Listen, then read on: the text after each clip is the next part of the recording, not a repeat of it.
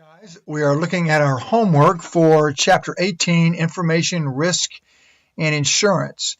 And really, what I'm going to mainly do with this video is just give you a sneak preview of the questions so you can have time to prepare your answers before you actually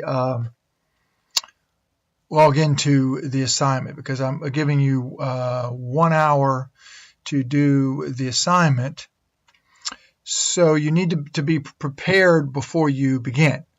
I'm going to show you some of the answers, but almost all of these answers, if not all of the answers, you'll be able to find fairly easily in your chapter. And if you have this, you can find all of these answers in your chapter. But we're going to go over the questions, and I'm going to help you out with a couple of them. Okay, so we go to our first one. We're looking at a series of purchases, and we're looking at whether these are going to have a high degree of imperfect information or a low degree. And so I'm going to show you the first two, just sort of so you guys can get an idea of how to think about this. So if you're buying apples, if you're buying apples at a roadside stand, you're going to have the problem is going to be relatively low. Okay, so actually when we say low here, we're saying that the degree of imperfect information is low. So actually you have a high degree of information, because you can actually see the apples, you can feel, smell, the apples, so they're right there in the front of you. So you should be able to have a pretty good idea of what you're buying. Okay, we'll do one more, and then I'm going to let you guys figure out C and D on your own. But if we're buying a dinner at a neighborhood a restaurant around the corner, we can still say that imperfect information is relatively low, because this is a restaurant in your neighborhood, and it's probably going to have a rating. It's probably going to be have a write-up in the local paper, or if you go to one of the websites that rates restaurants, or you can just talk to your neighbors who've actually eaten there, and you should be able to get a pretty good idea about the quality of this restaurant. Okay, I'll let you guys think about C and D on your own, and you can see what they are right here. You can sort of be thinking about these before you actually open up the assignment. Okay, now for the second one here, explain why fear of a lemons problem could lead an employer to turn down a possible employee who appears to have the same level of experience and skill as current employees, but who offers to work for less pay. So there's a section in your book, in your chapter. If I go up here and just go find lemon and just click on that, you can see that there's a section in here that talks about hiring a lemon. I think it's right here. So you should be able to, and that's on page 305. So you should be able to find the answer, or come up with a reasonable answer from your book. Okay. The next one is you are on, and I'm not sure if these are numbered in the assignment. Let me just go back here and check. Yeah, they're numbered. So we are at number 3. Okay. So you are on the board of directors of a private high school which is hiring a new economics teacher. As you think about hiring someone for the position, what are some mechanisms you might use to overcome the problem of imperfect information? And that is in your chapter, so you can find that one. Think of things like resumes, references, things like that. Okay. Well, where are we? So now this is the one that I'm going to help you out. this involves some calculations, and I'm pretty sure this is in your chapter, but it might be a little bit confusing, so I'm going to help you out with this one. So we have groups or a group of 50-year-old men who are divided into two groups, those that have a family history of cancer and those who do not. So we're going to say that 20% of a group of 1,000 men have a history of cancer, and these men have one chance in 50 of dying in the next year, while the other 80% have one chance in 200 of dying in the next year. Now, when we say, the way you want to think about this is if there's 20% of 1,000 is 200, and if there's one chance in 50, then that means 4 out of there's a good chance, or we're going to assume for purposes of our calculation, that 4 out of these 200 are going to die in the next year. So that's how we want to think about this. So the insurance company is selling a policy that will pay $100,000 to the estate of anyone who dies in the next year. So if the insurance company were selling life insurance separately to each group, what would be the actuarially fair premium for each group?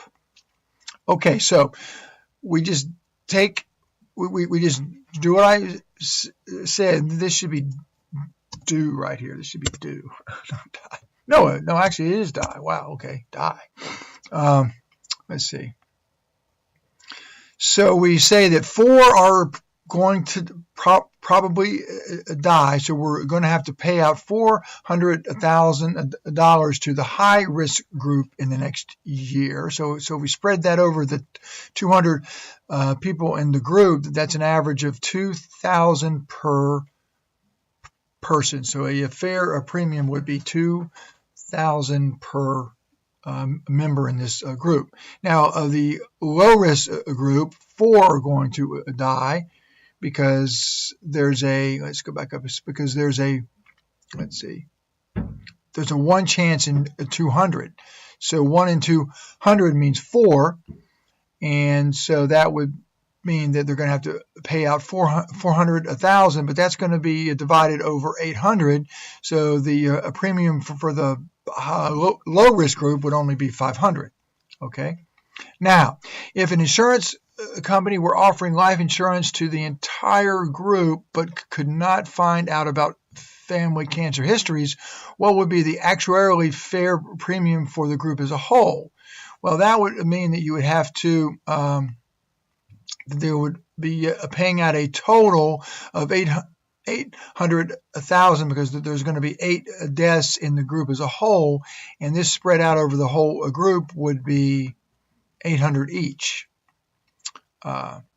So what would happen? Okay, so this is where I want you to think about the adverse selection problem. So if the insurance company were trying to charge a fair premium to the group as a whole, how would the adverse selection problem impact on this decision? So I'll let you guys think about that and come up with an answer. Okay, let's see, whatever a number this is, I'm not sure. Let's see, explain how deductibles. Let's jump back. Explain how deductibles. So we are on number 7, okay. So explain how deductibles and or coinsurance for health insurance can reduce the problem of insurance against damage to your car. Your answer should make clear that you know what moral hazard deductibles and coinsurances are. So make sure that you do that in your answer and make sure you understand what a moral hazard is. That's when a person is less likely to take steps to avoid a risk. So if you had really good insurance on your car, you might not be quite as careful with your driving. And coinsurance just means that when you go like when you go for a doctor's visit, a lot of times you'll hear about what's called a co-pay. So you always have to pay like a minimum a fee every time you go, and it's usually something somewhere around, a $20 to $50, and that's to keep people from just going to the doctor for, when they don't really need to go. Okay, so I'll let you guys find the complete answer to that in the chapter. Okay, explain how a health maintenance organization known as HMO, or you hear about HMOs a lot when you hear folks talking about healthcare and health insurance. Anyway, explain how a health and HMO can help to reduce the moral hazard problem in the provision of health insurance. So it's important to understand that an HMO provides services for just a flat and are paid. The actual health care provider, the HMO, is paid a flat fee per patient. So thinking about that, you can answer the question on how that helps to reduce the moral hazard problem. Okay, now the hint here is that this keeps, what this does is keeps the provider from ordering tests that are very expensive and could be unnecessary, because they're only going to get paid a fee per patient, no matter what the costs are. Okay. Using the idea of adverse selection, why does an individual policy for health insurance or life insurance cost substantially more than a policy sold to a group, like all the people who work for a certain employer? So they're asking here, why is a group insurance policies always less expensive than individual policies? And I'll let you think about that one and find the answer in the book.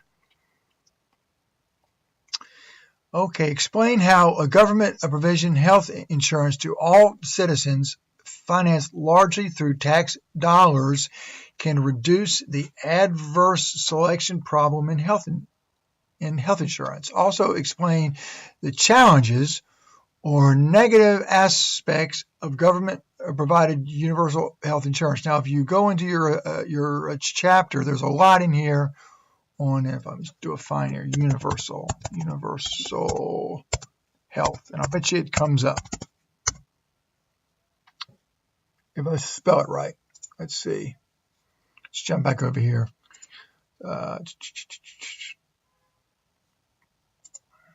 Oops. Let's just do health insurance.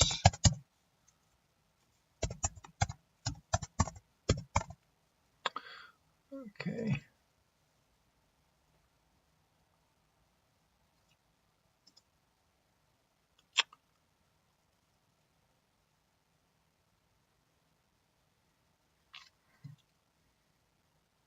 So there's a lot in here on health insurance, and if we look through, we'll be able to find, here we go, right here, a regulation of insurance, healthcare, U.S. healthcare in an international context. So this is important right here. So there's a lot in here on the issue of healthcare and healthcare insurance. So you should be able to easily find the answer to these questions in the chapter. Okay, let's jump back where we were. Okay, so that's that one. I think that's the end. Yeah. So read the chapter carefully, and you shouldn't have any problem answering these from your book, especially if you've viewed this video and and have a really, and know what the questions are before you actually open up the assignment. Okay? Okay.